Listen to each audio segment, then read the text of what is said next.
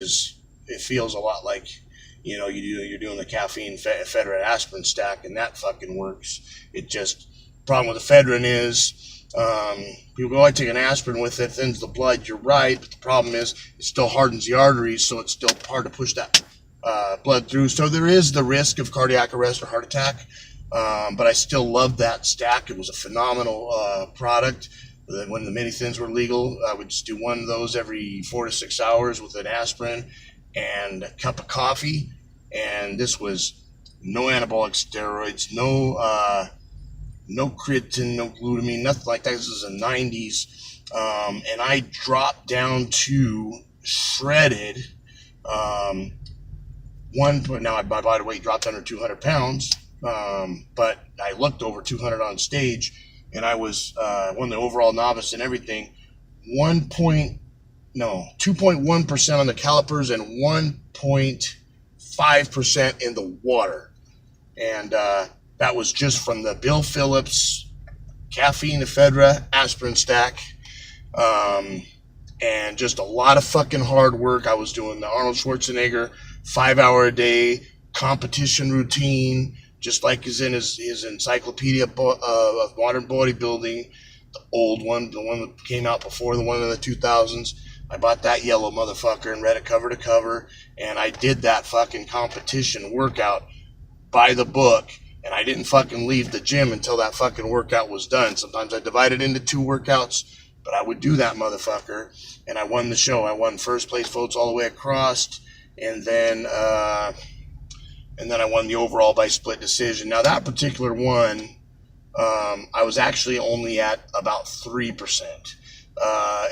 But then when I got down to that 2.2% on the calipers, 1.5% in the tank, that was actually same supplement regimen and everything, but not the overall win. I was now in the open, getting my ass kicked in the NPC, coming in all natural and peeled, but I was right in there.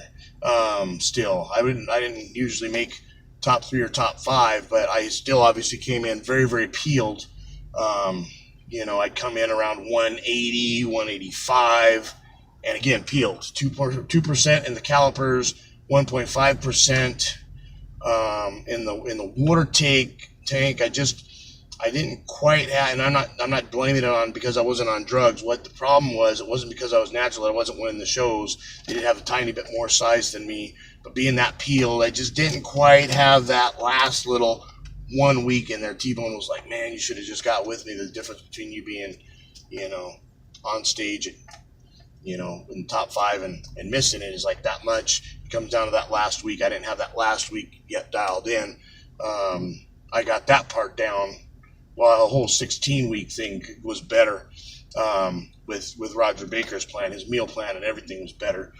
That's when I started winning state championships. But that was fucking 8 years later when I got with him. All those titles that I won were between or at least top 3. Started that reign from 2008 to 2013, where I was getting a lot of first, second, and third place finishes. In 2011 to 2013 was mostly first place, mostly state championships in that 2-year period. I don't think I lost once. But that's just what happens when you have the right coach and the right mindset in that combo.